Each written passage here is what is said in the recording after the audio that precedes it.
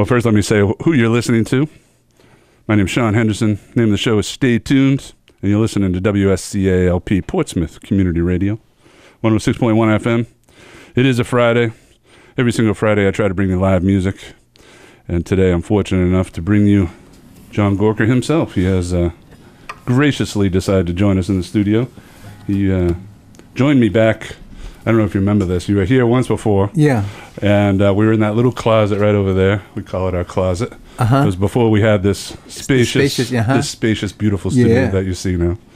And this is the first time back, so it's been a while. It's been too long. Thank you for having me back. Oh, absolutely. And I'm grateful that you are joining me, and you're going to be performing tonight up at One Longfellow up in Portland. Yeah.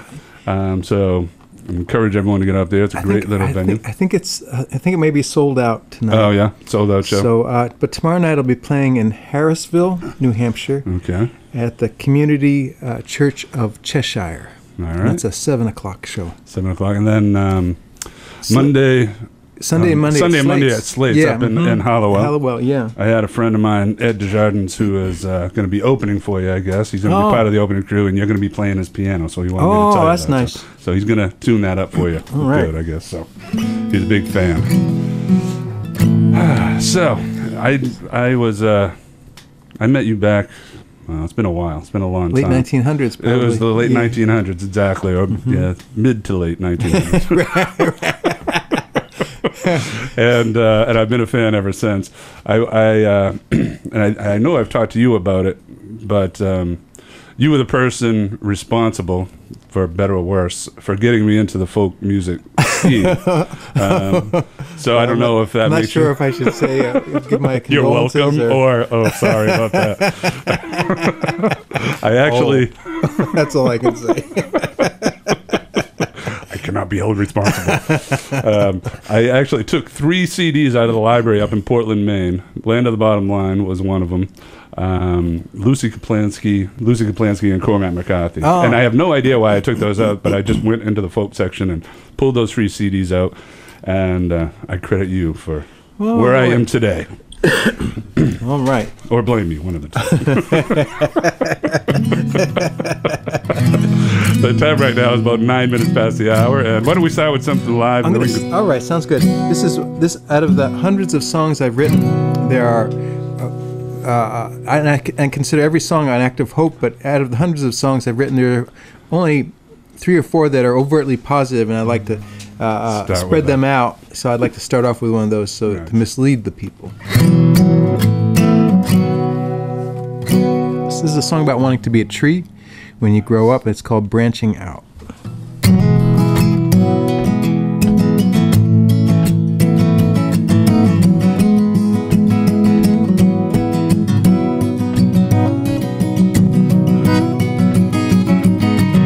When I grow up, I want to be a tree. Gonna make my home with the birds and the bees and the squirrels. They can count on me when I grow up to be a tree. I let my joints get stiff, put my feet in the ground, take the winters off and settle down. Keep my clothes till they turn brown. When I grow up, I'm gonna settle down. And I'm gonna reach, I'm gonna reach, I'm gonna reach for the sky. I'm gonna reach, I'm gonna reach, I'm gonna reach till I know why. When the spring comes by, I'm gonna get real green. If the dogs come by, I'm gonna get real mean. On windy days, I'll bend and lean. When I grow up, I'm gonna get real green. If I should fall in storm or slumber, please don't turn me into lumber. I'd rather be a Louisville slugger, swinging for the seats. I'm gonna reach, I'm gonna reach, I'm gonna reach for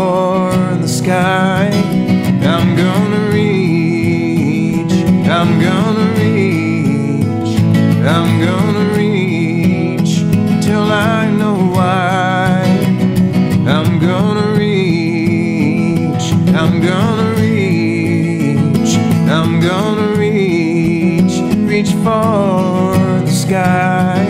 I'm gonna reach, I'm gonna reach, I'm gonna reach till I know why, till I know why.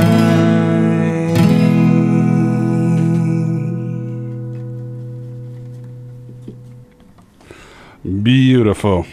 Song called Branching Out. Branching Out. John Gorka live in the WSCI studios. Goes out by special request.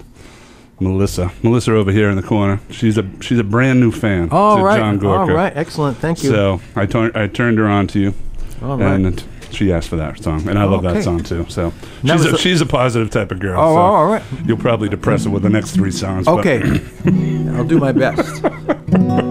I remember I mentioned Land of the Bottom Line, and the first time I interviewed you was on my television show up in Kennebunk years ago, and I was telling you I was raving about Land of the Bottom Line and how much how transformative it was to me. And I'll never forget what you said. I don't know if you remember, but you said, "You must have been a mess."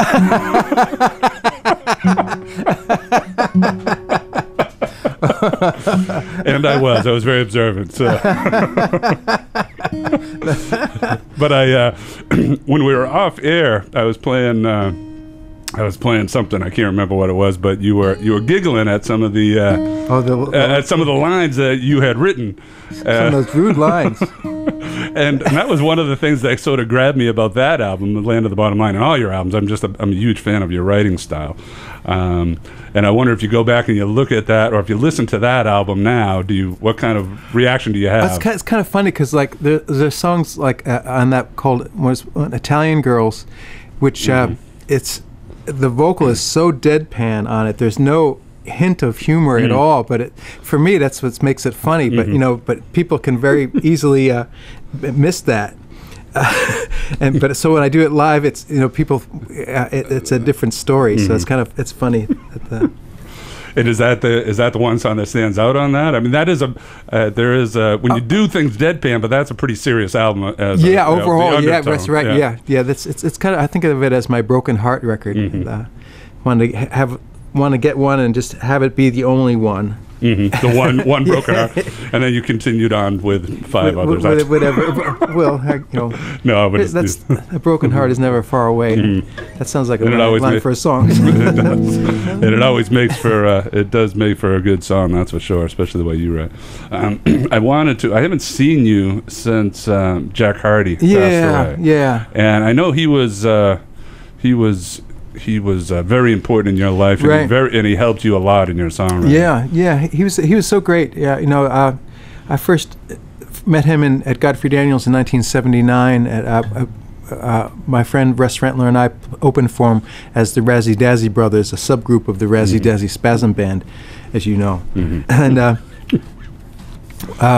and I'd read about Jack, and so I read all his press stuff and I guess there was probably a Rolling Stone review, or just talking about his writing and that night I opened for him and I got to talk to him about writing songs, and it was the first time I met somebody who wrote songs on a schedule. I never knew anybody could do that. I knew novelists would get up and they'd try to write a certain number of words a day, on like a regular job, and I never knew. I thought songwriters just waited for inspiration to strike.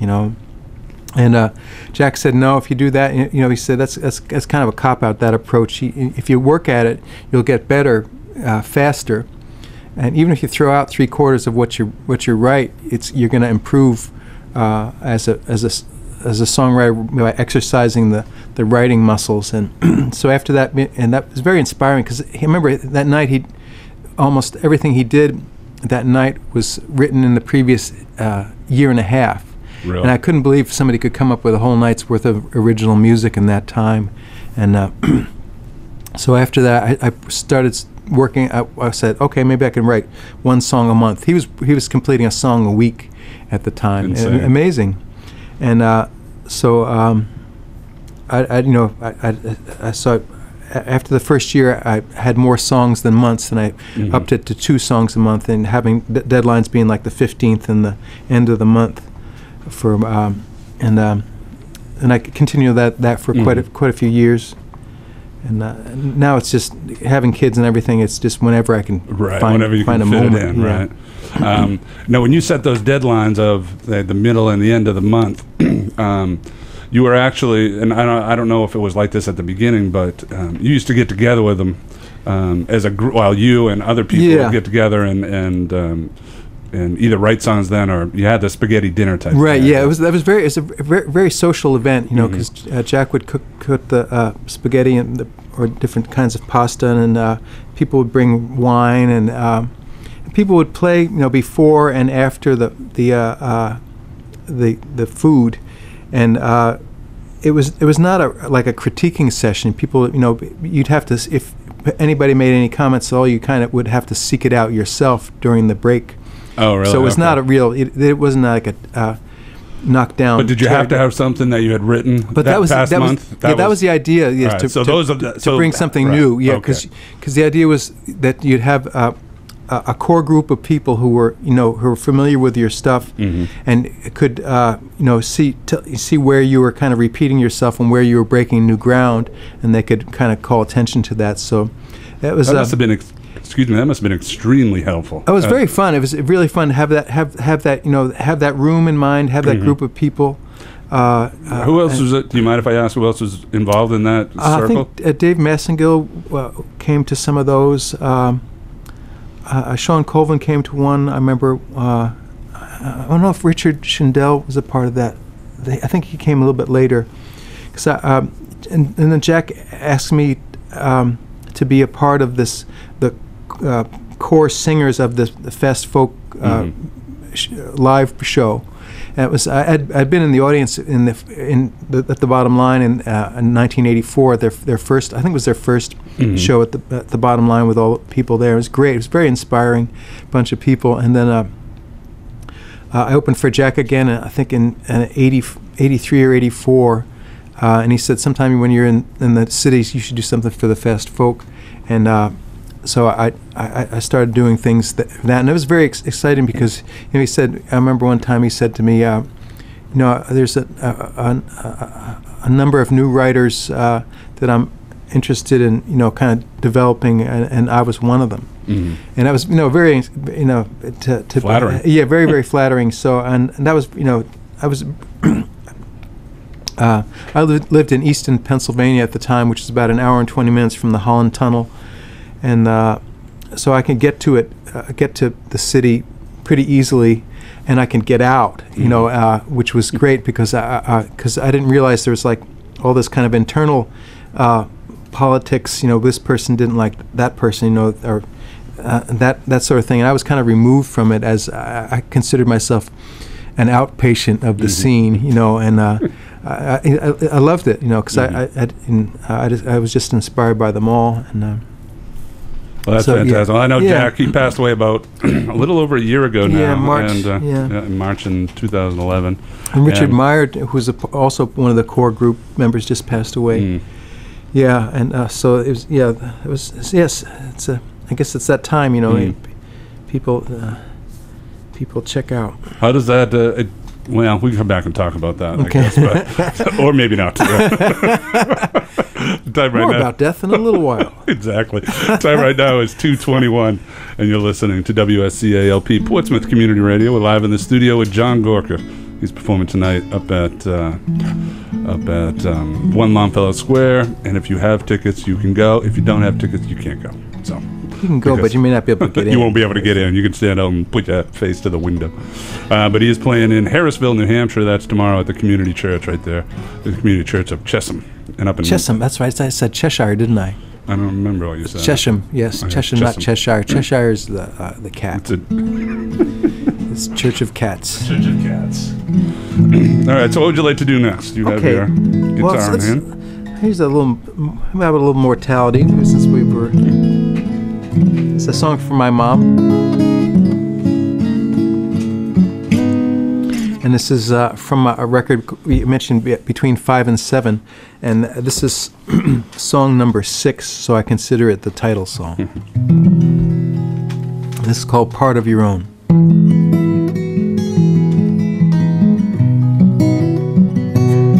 need to check my tuning first, though. People will appreciate that, I think. There's one. We're a big fan of In Tune. That's the name of the show. That's right. I'm sorry. Yeah, I'm glad I took the time then. John's also performing in the area in August. He's going to be at Jonathan's on August 5th. Yeah. And that's right, very close to here. So I encourage you to head on up there. Go to his website, johngorka.com, if you want to learn more about where he's going to be. And that's what I do, because I know where I am this weekend, but that's about it. I mean, maybe next week, but not after that. Okay. Stay in the moment. Okay, Part of Your Own.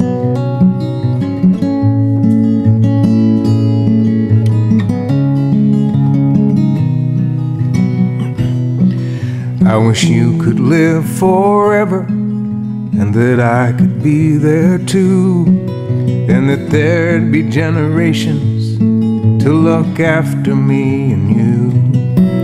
But I know that isn't likely, so I guess I'll say it now, that I'll love you past the boundaries that time and breath allow.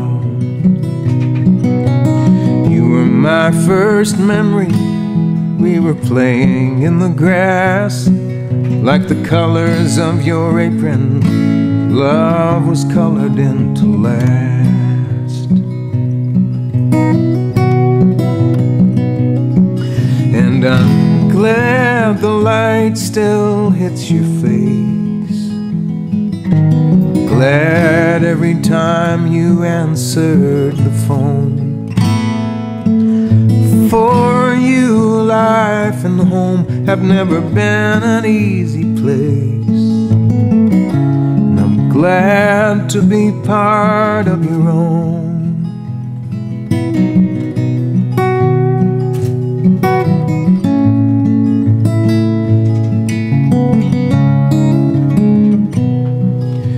You were the foundation that we built my life upon, first with Dad and Cass and Mary, then one was sick and one was gone. People only get one family, and a lot of them are rough. I'm glad the one I got was one that wasn't hard to love. So I hope I have your toughness, along with your will to be kind, and know that as I am one of yours, as you are one of mine.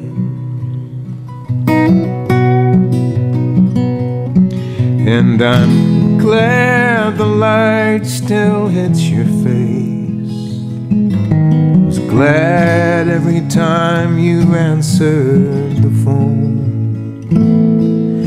For you, life and home have never been an easy place, and I'm glad to be part of your own.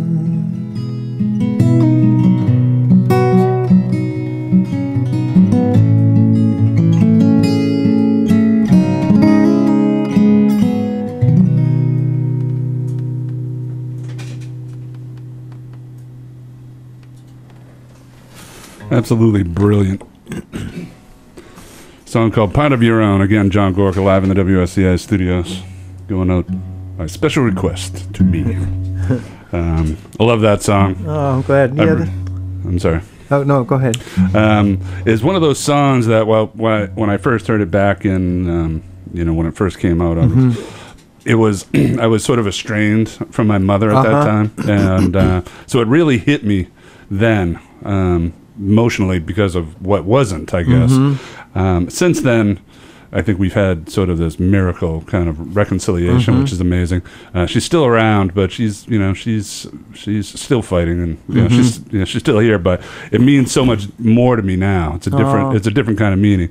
And I used to play guitar years ago, and that's one of the songs that I want to learn, so I can play it, when she finally does pass away, if I could ever get through it. But I'm not sure. It still brings tears to my eyes now, to be honest with me.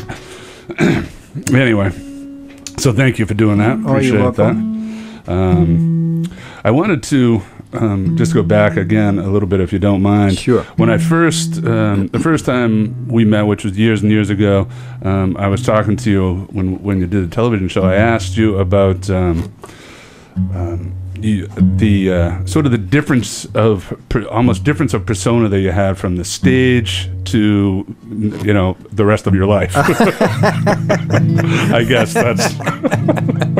And you had said something really interesting. You said your goal was to be more like the person on stage. Yeah, I think that's true because maybe I know how to act sort of on stage. Off stage, I don't.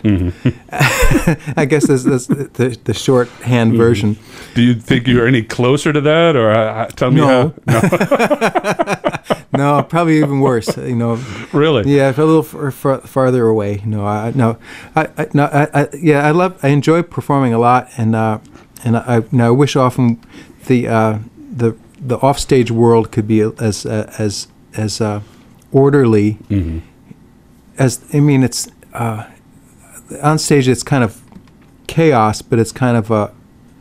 But it's almost a creative. It's chaos almost that you create, it's kind of it's chaos that I'm trying to rein in.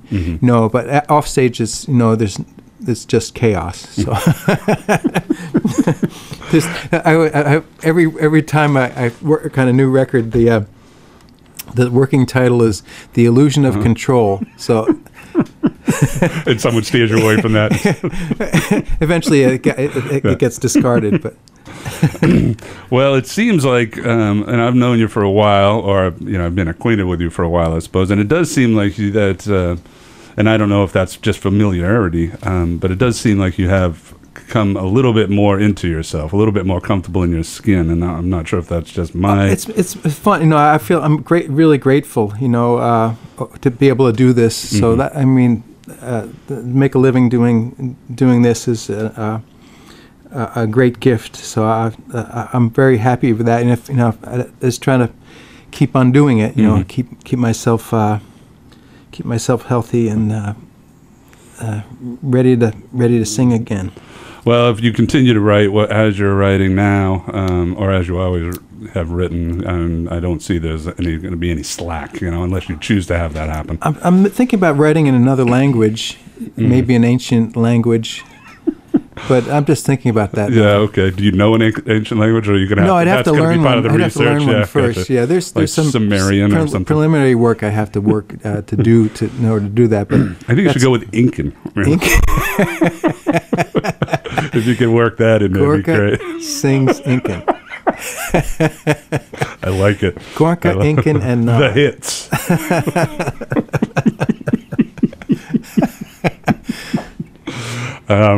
I wanted to.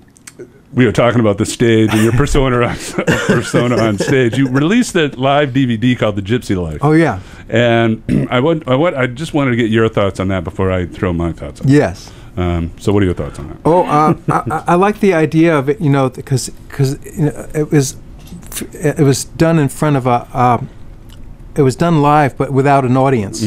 So it has the feel of a studio album without the clapping, or it has the feel of a live performance without the clapping, and that's the thing that always annoyed me about live records was the clap. You have a song and it would be it set this mood, and then it would be ruined by the noise. I love the noise at shows. Right. I don't think of it as noise, but as a listening experience. But there isn't. It's like that, and I figured that something like that would hold up more to repeated viewings or listenings than a live. More traditional live record, because for me, I've not really listened many times to live records. And that's interesting because I have a different take on it, and I love live albums, especially if they're done really well. Like one of my favorite live albums is Schindell's Courier. I think it's brilliant, and you can just feel the. You can feel the audience in that interchange. Yeah, I think I don't know if that's what it is, but and I love that. So I was a little disappointed when I got to Gypsy Life because of that, and because there was sort of the absence. You had your personality in the songs, but you don't have the personality of you on stage, which is a big part of the live show. When people go to see you live, it's such a great experience. It's fun, and then there's that give and take type of thing. I think that the guy Mark Waldrop from AIX is a real audiophile kind of a guy. Mm-hmm. So in order to, if it was going to be with a live audience, that you would have needed a PA so the audience could hear, and that would have interfered with the quality of the sound that he was going for. That's interesting. I was always wondering about that, because it just seems like, it does sound live, and there's some great songs on there. I mean, they're all your songs, so they're all great, but great different versions of your songs. But it's not a live show. Yeah, it's different. No, it's definitely different. I knew that. But have you gotten much feedback from that? Has anyone said, do more people like it or not like it? Or I haven't heard that much about it. Some people who are who have the kind of home theater setups. I don't have such a thing. I don't have that kind of. I don't have the big flat TV. Although I've been up shopping for years. But people who are who are into the kind of audiophile world really like that that sort of thing. So I'm glad to have done it. It was done in one day. The 19 songs in the high definition kind of world of. And it's also a DVD too for the people. Right. If you don't have that, it's called The Gypsy Life. Yeah, you can see me if you that's better on the radio, I think. No, I wouldn't agree. It's darn good on the radio, though. I have to say that right now. Well, just and I not to harp on this a little bit, but your relationship to the audience. I remember you saying one time that the audience, when it comes to songs and how you sort of even relate to your songs, that they almost complete a song for you. Yeah. One of the things that have made some of the songs that I've been singing since the kind of first record are people have told me about what they thought of them. Like I Saw a Stranger with Your Hair, which I thought of as kind of a regular love song. And I remember a woman in Salt Lake City come up to her and saying that she thought of, when she heard that song, she thought of her son who had passed away. So that gave me a whole new take on the song. Right. So as people tell me, they all have these unintended valid interpretations, so it makes the song bigger, and it makes it feel to me like it's not just my song; it's that it belongs to a community. Yeah. Well, that's powerful. Does it change the way you approach it when you sing it? Yeah. It just makes it possible to sing for me to sing it year after year. Because I think, there's probably other interpretations that I haven't thought of yet, or haven't been told about, that will also make the song bigger and more complete. Fantastic. Well, the time right now is 2:36. We're live in the studio with John Gorka. He's performing tonight up at One Longfellow Square, and if you don't have tickets, you can't go, because we're not going to let you in. But he does have a show tomorrow night over in Harrisville at the Community Church of Chesham. Slates up in Hollowell, Maine on Sunday and Monday. And he's also performing in Ogunquit at Jonathan's on August 5th. Yeah, so we want to mention that. So if you get a chance to go at any time to see John, I highly encourage it. He's also going to be at Tupelo Music Hall in Club Passim somewhere in the summer as well. You can go to johngorka.com if you want to learn more about that, or anything else, John, for that matter. How's that? Yeah, you can probably find out more than you really want to there. Well, you have your guitar in hand still. All right. What would you like to do? Sing you a Bill Morrissey song.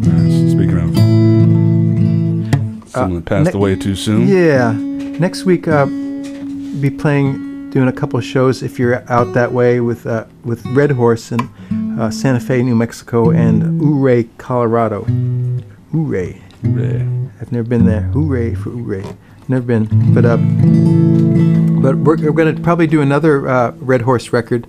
It'll be out sometime early part of next year, and I'm hoping to make a record of my own this year as well. So last year was just so busy with so many of the Red Horse things. But anyway, this is a song I hope to do for the the Red Horse upcoming Red Horse record, and it's called this is Bill Morrissey song from the great record Standing 8.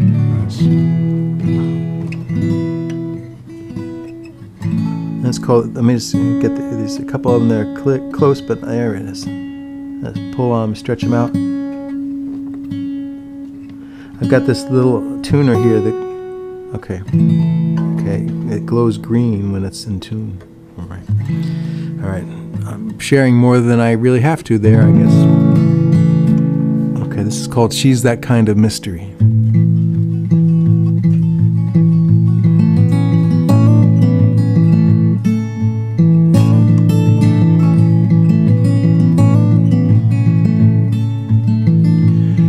You can look into her eyes and live forever.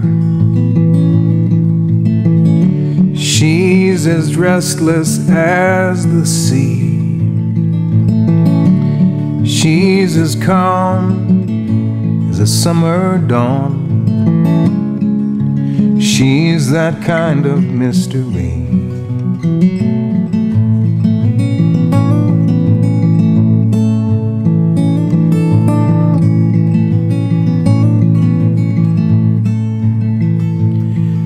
And you can write the song that wins her heart. A song will take you half the way, for you've known from the start you'll never write the song to make her stay. Love comes in the sound of a dream, in the whisper of a prayer, the promise in a sigh. Love comes from the corner of a smile, but it isn't meant for you. She'll only stay a while.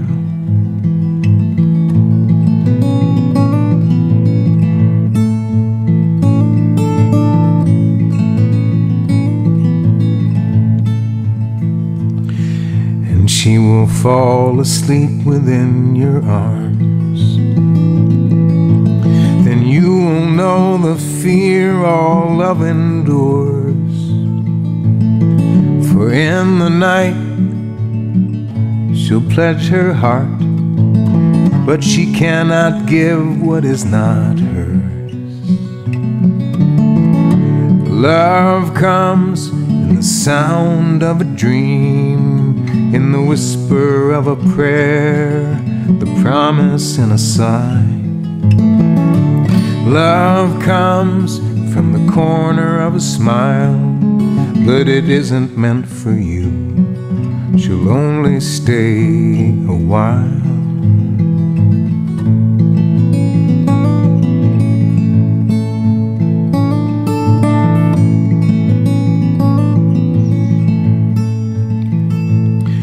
You can look into her eyes and live forever.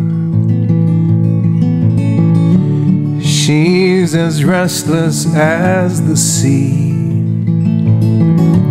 She's as calm as a summer dawn.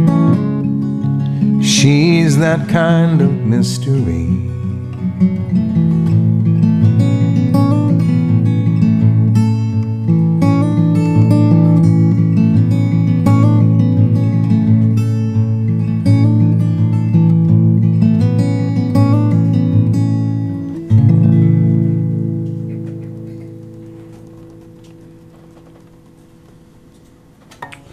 Brilliant. Bill, we miss you, Bill. We certainly do. Much too soon, Bill Morrissey passed away. She's That Kind of Mystery is the name of that song. John Gorka live in the WSCA studios. Thank you very much. Thanks for bringing him back. Yeah. It brings up a question. I do want to talk about the Red Horse thing, but okay. I do want to. I just want that being the case where we talk about Jack being gone. and Bill being gone. Yeah. You know, when you first got into this whole scene, you know, you became the sort of the new folk guy. And the thing about folk music, in my opinion, has always been that it seems to be, you create the new, you know, there's the new folk, whatever that is, but it's also sort of bringing back and carrying on in a tradition. And I'm just wondering how you see that perspective. Yeah, that's what I hope to be a part of. You know, some people don't want to be associated with any, you know, that idea or even the word folk.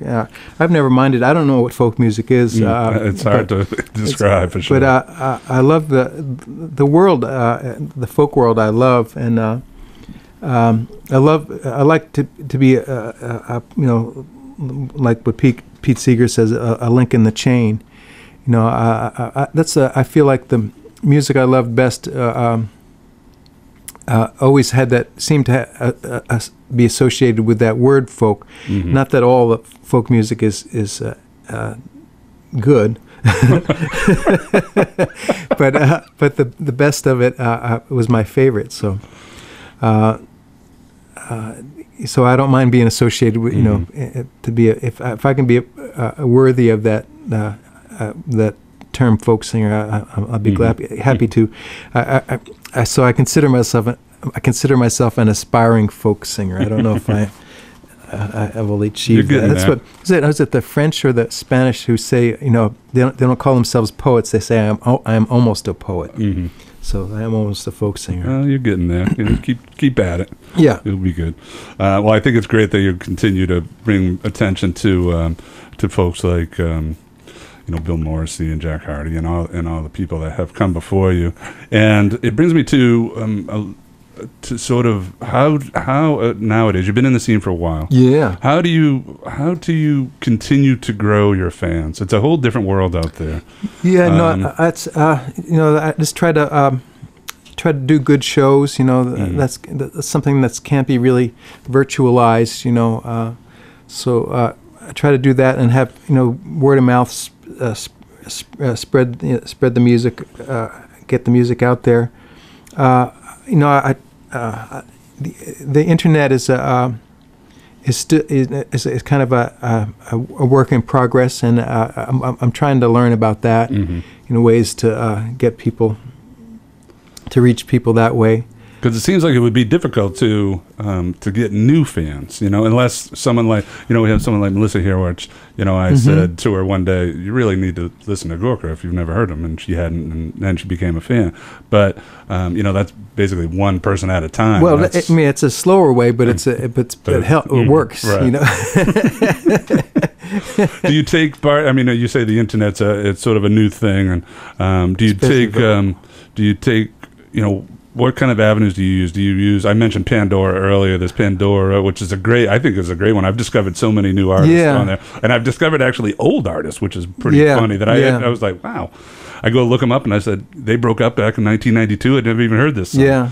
And then there's Spotify. Yeah. Do you like those sort of avenues? Do you know about them? I think whatever gets the word out, you know, I think there's not... you know, in terms of the income from royalties, record sales, that's gone down, and what's come out of the internet world is hasn't replaced that, but it is increasing. So, you know, I think whatever way people can find out about the music, whether they, you know, pay for it or not, if they can help them to come to a show, then I'm all for it. You know, I work with Red House Records, and I still feel like there's a role for a record company to play. You know, to getting the word out. I mean, you can do so much by yourself. You don't need to have a record company, but for me personally, since I'm not the greatest self-promoter in the world, having a record company is a very helpful thing. And having a record company like Red House, in my opinion, I'm a big fan of that label. I think they do great things. I love their attitude and their vision. Yeah. And I love all the artists on there. In fact, we have Ray Bonneville. Who's on. He's coming in next week. Oh, boy. His new record's great. Absolutely. He's a super musician, and I'm very excited about that. And try to help promote what they do because, like I said, I just appreciate their, what they bring to the table for artists like you and for others. Yeah, I got as part of the tail end of the old world, the where there were record companies and record stores and ways of having your record in almost every town. Right. So that's all gone. I mean, there's still record companies, but it's not what it was. Right. The distribution is much more difficult. In one way, it's wider, but in another way, it's much more narrow. The physical CDs are disappearing. And they probably will. They're probably not going to come back. But maybe there's ways of getting the larger pictures associated with the music. I don't know how to describe it. Right. Well, hopefully that's the case anyway. I know it's coming up on 10 minutes before the hour. I do want to talk about you had mentioned there's going to be a new Red Horse album. And Red Horse, for the people at home, if you haven't heard, I mean, I've played Red Horse a bit here on the radio. It is John Gorka, Lucy Kaplansky, two of the people that sort of got me into folk music, and Eliza Gilkinson. You formed sort of this trio. Yeah. And how did that come about? It's reminiscent of the Cry, Cry, Cry thing that Lucy was in. You bring three great talents together and see what you can produce. Yeah, it was Lucy. I'd sung with Lucy for since 1984, and I'd done some shows with Eliza. I met her in 2000 at the Boston Folk Festival when she had just come to Red House, and I loved her music and stuff like that. And then there was, I think there was a festival at New Bedford where Eliza and Cliff Eberhardt and I were all there at the same time, and it was the first time we were been together since Bob Feldman had passed away earlier in that year. We kind of bonded and did some shows together, and then Eliza had at one of those shows. I wasn't there, and Lucy was there. It was a show in New York City, and Lucy and Eliza really enjoyed singing together. And so Eliza called Lucy or emailed Lucy saying, you want to do some shows with me and me and John, and Lucy says she liked the idea, and then Lucy's husband said, why don't you make a CD? And so we did. We kind of it was basically an excuse to hang out. It was the organizing principle was fun. Right. There was no and we had never even sung together, the three of us, and it was so somewhere along the line, and we did our own parts, our main lead vocal, and at home, close to places where we could. Where we knew we could get good performances. Right. And so we did things in three separate places. Lucy lives in New York City, Eliza lives in Austin, Texas, and I live in Minnesota. So we did things kind of remotely, and then when we first heard our voices together, it was like, oh, this, nice. It isn't just going to be fun; it's going to sound good. That's good. So that was the idea, and then it got some attention. And we were able to do a lot of shows, and we played in bigger places that we had never would not have been able to play on our own. So it turned out to be a good business thing, which is like a ridiculous idea, because none of us have. None of us. To illustrate it. That point is that I have the Red Horse was kind of named after my song, The Flying Red Horse, and which is not on the Red Horse record. which is an example of our example of our ability as marketing geniuses. Well, it does have that, it brings up the question. It gets people curious, so that they start digging in. And then you can say, well, it's because of my other song that you'll have to go and buy that album. So some would say that's if you could genius. find it. Yeah. If it was available in a physical form, you could buy it. That is that an album that's not available in physical form? No, none of the Windham Hill High Street things are except I think there may be like this collection that they put out a few years called Pure John Gorick, which is kind of a collection. And I didn't like the title, as calling it Pure John Gorick, except when I got my copy of it and I listened to it, and it said Lightning's Blues was one of the songs that was listed on the CD, but it's not really on there. Oh, yeah. It's another song there. So I said, okay, that qualifies as Pure John Gorick. That is John Gorick. That's exactly right. That's just what we're talking about. Well, you have another album coming out. You say you're working with Lucy and Eliza to produce another Red Horse? Yeah, another Red Horse thing, and then my own new record, which is called The Illusion of Control. Yeah. Okay. I've been waiting for that album for so long. Me too. Do you have any idea when that's going to come out, or when no? They're scheduled for the fall of next year, fall, a year from the fall. Can you give us I don't know. Yeah, can you give us a taste on how, where, stylistically, lyrically? I think it's going to be very similar to the last one. Having the vocal and guitar be the center of things, with touches of other things, rather than being like a band band record. So it's going to. I have to put all the songs together, and I've just started messing with them. I got a whole folder full of songs in various states of completion that I'm going to go back to and see which ones are, kind of raise their hand. Right. Well, great. Well, looking forward to hearing that, and we'll continue to pay attention to your website and all the other places you're at, so we can. All right. And I'll play as many of those songs as I can when the album does come out. How's that? Well, the time right now is about 6 minutes before the hour. I have time for one last live one if you want to throw one at us. Sounds like a good idea. How about maybe I'll do the thing from Red Horse? All right, sounds good. Let's check my tuning one more time, because I think all the hot air that's been going over the guitar is not your hot air. Yeah, I'm projecting it. I know how it is. I get it.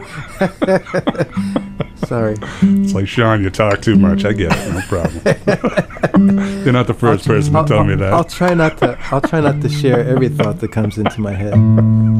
Okay, we're getting close there. Okay, I'm shutting your mic off in 6 minutes anyway. So. Okay, and this is called If These Walls Could Talk.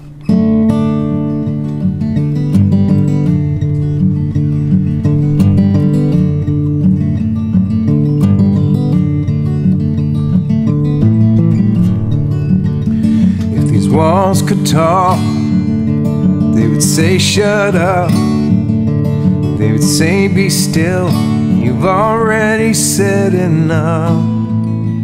If these walls could talk, they would say pipe down, they would speak her name, a low and lonesome sound. If these walls could talk, they'd repeat her name, they would point at you, showing who's to blame. If these walls could talk, they would paint the scene, a running chestnut mare out of a broken dream.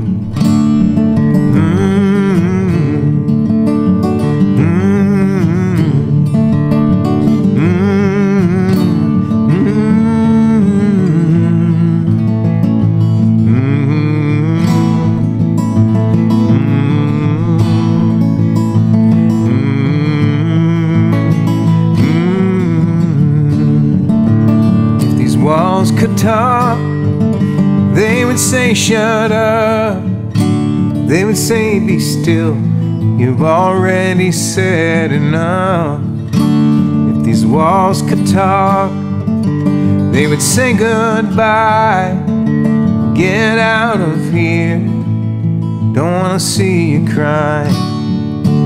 If your world were slate and your life were chalk, they would speak of dust. If these walls could talk, if your life were slate and your love were chalk, they would speak of dust. If these walls could talk, they will speak of dust. If these walls could talk.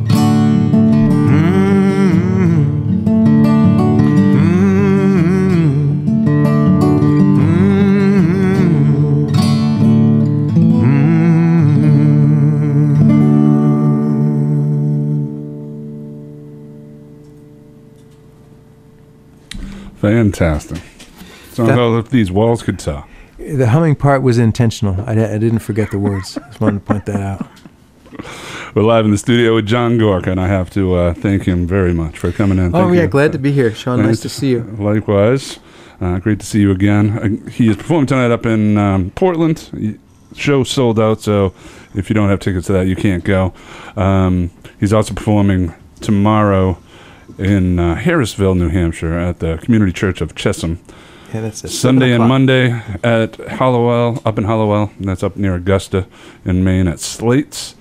And, of course, at Jonathan's later in the summer. That's in Agunquit on August 5th. Mm-hmm. Go to johngorka.com if you want to learn more about him. I encourage you to pick up any of his albums and, of course, the new Red Horse album as well. I know that I'm going to go to you sing on the new Antje Duvekot album. Yeah, and what a great album! Isn't she a great artist? Oh yeah, great she's one of my favorite. We got to do we did 4 shows together earlier in the month in Pennsylvania. It was really fun. Yeah, she's one of my favorites. She is definitely a rising star, and another.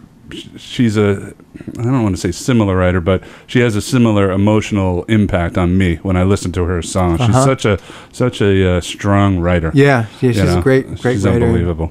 So I know that you sang on that album, so I'm gonna close out the show with that song. Yes, I sang my part in that. I was at a hotel in Bethlehem, Pennsylvania, as a matter of fact, just getting ready to do a show there.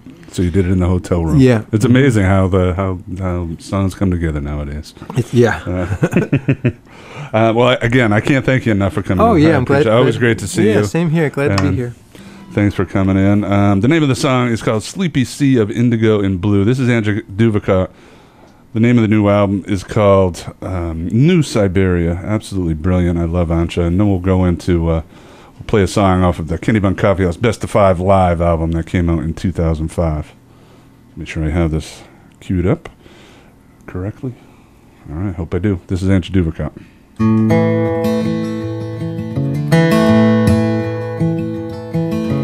You were there, I don't know why.